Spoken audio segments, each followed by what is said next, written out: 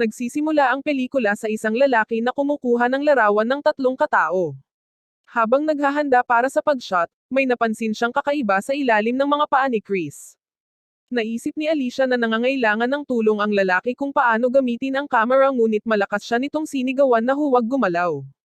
Tumingin sa ibaba si Daniel at nakitang nakatayo si Chris sa isang bagay. Mabilis siyang umupo at tinanggal ang dumi sa paligid ng paa ni Chris at doon napagtanto nilang lahat, na nakatayo siya sa isang landmine. Nagsimulang umiyak si Alicia at hindi makapaniwala sa nangyayari. Samantala, ang photographer ay natatakot para sa kanyang buhay kaya tumakbo siya palayo sa burol. Si Chris ay kitang-kita na nag-aalala at sinusubukang hindi gumalaw. Sumama si Daniel kay Alicia sa tuktok ng burol kung saan makakakuha siya ng signal at sinubukang tumawag ng tulong. Parang may kakaiba, bumalik siya kay Chris na may galit na ekspresyon sa kanyang mukha. Doon niya ibinunyag sa kanya na siya talaga ang naglagay ng landmine doon. Litong-lito si Chris at nang bumaba si Alicia para samahan sila, sinabi ni Daniel sa kanila na alam niyang magkatabi silang natulog. Si Chris ay ang kanyang matalik na kaibigan habang si Alicia ay ikakasal na sa kanya. Hindi siya makapaniwala na traidoran nila siya at gagawin ito sa kanya. Sa sobrang galit, nag-isip siya ng isang plano at hinikayat silang dalawa doon upang maghiganti. Humingi si Alicia ng tawad kay Daniel ngunit sinabi niya sa babae na huli na ang lahat. Hindi niya pinakinggan ang paliwanag nito at sa halip ay lumapit siya sa isang puno at kumuha ng pala. Sinabi niya sa kanila na pagkatapos mamatay si Chris, ang plano niya ay ilibing siya sa kagubatan. Sa tingin ni Chris, peke ang landmine sapagkat nakatayo kanina si Daniel sa tabi niya nang magpakuha sila ng litrato kaya bakit pa siya tatayo sa tabi niya kung totoo naman. Pagkatapos ay tinanggal ni Daniel ang safety cable na nagpapakita sa kanila na ang landmine ay talagang totoo. Kung si Chris ay umalis sa landmine ngayon, siya ay masasabugan. Hinawakan ni Alicia si Daniel at niyakap at sinubukang kausapin.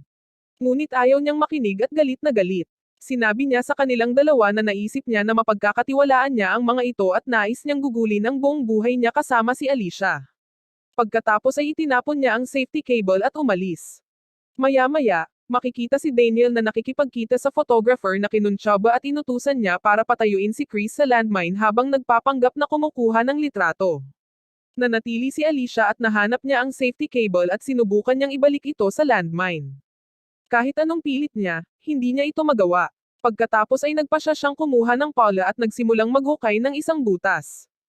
Samantala, ang isang mangangaso na dumaan kasama ang kanyang aso ay nakita ang lahat ng kaguluhan at lumapit siya upang tingnan.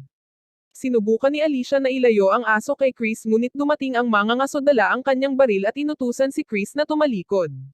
Kaya nang sinabi nito na hindi niya magawa, ang mangangaso ay nagpaputok patungo sa kanyang mga paa. Sa wakas, pinaniwalaan niya ang mga ito at lumapit siya at tiningnan ng malapitan ang landmine. Pagkatapos ay pumulot ng bato ang mangangaso at inihagis ito sa paanan ni Chris. Pareho silang nagalit ni Alicia ngunit wala silang magagawa. Sinabi sa kanila ng psycho na gusto lang niyang tiyakin na sinasabi nila sa kanya ang totoo. Nakatira siya sa paligid ng lugar at hindi alam ang tungkol sa mga landmine. Pagkatapos ay tinanong niya sila kung ano ang nangyari at kung paano nila nailagay ang kanilang sarili sa sitwasyong ito. Kung hindi nila sasabihin sa kanya ang totoo, hindi niya sila tutulungan. Sinabi sa kanya ni Alicia ang nangyari at sinabi ng mangangaso na tutulong siya sa isang kondisyon. Alam niya na sila ay nasa isang mahinang sitwasyon at sinusubukang niyang samantalahin. Sinabi niya sa kanila na gusto niya ang damit na suot ni Alicia at hinawakan siya. Sinubukan ni Chris na bigyan siya ng pera ngunit hindi interesado ang lalaki doon. Sa bandang huli, walang choice si Alicia at ginawa niya ang hinihiling ng mangangaso.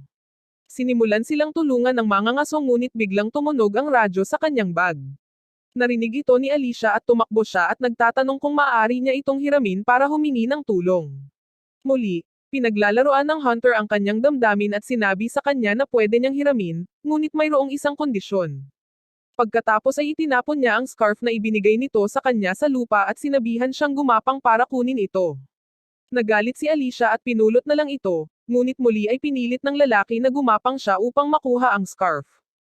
Ang lalaki ay hindi nasiyahan sa kanya at pinilit siyang gumapang para damputin ito gamit ang kanyang bibig. Sa wakas ay ibinigay ng mangangaso ang radyo ngunit sa pagtataka ni Alicia, ang nasa kabilang panig ay hindi nagsasalita ng Ingles. Dahil desperado na siya, wala siyang ibang magagawa kundi humingi muli ng tulong sa kanya. Sinabi sa kanya ng mangangaso na handa siyang magsalin para sa kanya batay sa isang kondisyon, kailangan niyang simulan ang pagtanggal ng mga item ng kanyang damit. Noong una ay sinabi ni Alicia na hindi, ngunit sa lalong madaling panahon na pagtanto niya na ito ang tanging paraan niya para makaalis sila sa ganoong sitwasyon. Kaya't sinimulan niyang gawin ang hinihiling nito habang nagsasalin ang lalaki para sa kanya. Lingid sa kaalaman ng dalawa, nagsisinungaling sa kanila ang mangangaso, hindi niya isinasalin ang lahat ng ipinagagawa sa kanya ni Alicia. Hindi nagtagal ay naka-underwear na lang siya at natapos nang humingi ng tulong. Sinabi niya sa mangangaso na maaari na siyang umalis at makikita na pinupulot niya ang kanyang mga gamit at umalis. Habang siya ay naglalakad palayo, muling tumunog ang kanyang radyo at ang walang hiyang mangangaso ay lumapit kay Alicia at tinanong siya kung gusto niyang malaman kung ano ang mensahe sa radyo. Muli niyang sinabi sa kanya na sasabihin niya pero kailangang magtanggol ni Alicia ng damit. Sa puntong ito, nagalit si Chris at nagsimulang magmura sa kanya. Itinutok ng mangangaso ang kanyang baril sa kanya at sinabihan siyang pigilan ang kanyang bibig. Biglang nakita ni Alicia ang kanyang pagkakataon at tumakbo para dito. Pagkatapos ay makikita ang mangangaso na pinakawalan ang kanyang aso at hinabol si Alicia pababa ng bundok. Kumuha ng lubad ang lalaki at mabilis na sumunod, pagkatapos, makikita si Chris na nakayuko at dahan-daang kinuha ang safety cable. Pagkatapos ay itinali niya ito sa kanyang sinturon at nagawang kunin ang baril ng mangangaso. Pagkatapos ay makikita ang mangangaso na bumalik kasama si Alicia. Naging mas agresibo siya at binalaan si Chris na ibaba ang baril. Natigilan si Chris at walang magawa sa pagkakataon na iyon. Makikita din na dinala ng mangangaso si Alicia sa likod ng mga puno.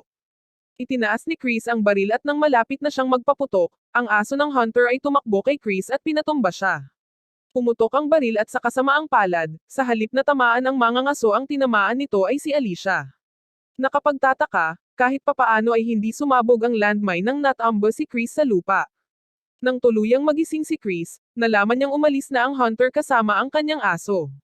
Natagpuan niya si Alicia na nakahandusay sa isang kanal at hawak ang katawan nito habang umiiyak ng walang tigil.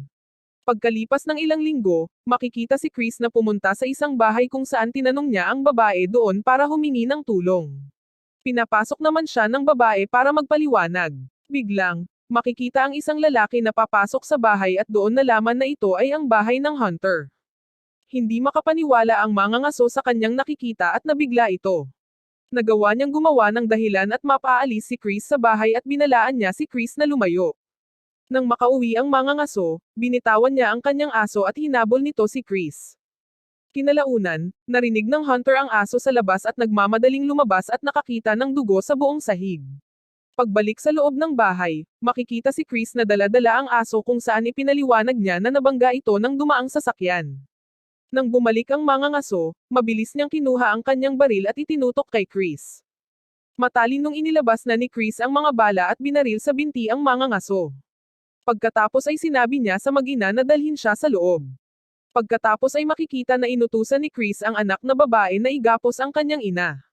Nanlumo ang mangangaso at nagmakaawa kay Chris na itigil ang ginagawa niya. Sinabi niya na siya ay lasing at wala sa kanyang tamang pag-iisip nang salakayin niya si Alicia. Kumuha si Chris ng isang bote ng alak at umindayog, binigyan niya rin ang mag-ina at ang iba ay ibinuhos sa kandungan ng mangangaso. Pagkatapos ay pinatanggol niya sa anak na babae ang kanyang scarf at pinagapang sa sahig para damputin ito, tulad ng ginawa ng hunter kay Alicia.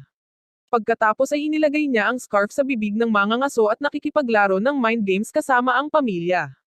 Ang mag-ina ay natatakot para sa kanilang buhay ngunit si Chris ay nasa punto ng buong paghihiganti. Makikita siyang naglalagay ng bala sa baril at sinabi sa anak na babae na aalisin niya ang isang damit tuwing pumutok ang baril at kapag wala na itong bala. Ang mangangaso ay bumagsak sa sahig at humingi ng tawad ngunit si Chris ay nagsisimula pa lamang. Nang iputok ni Chris ang baril sa ikatlong pagkakataon, pumutok ito upang tapusin ang anak na babae.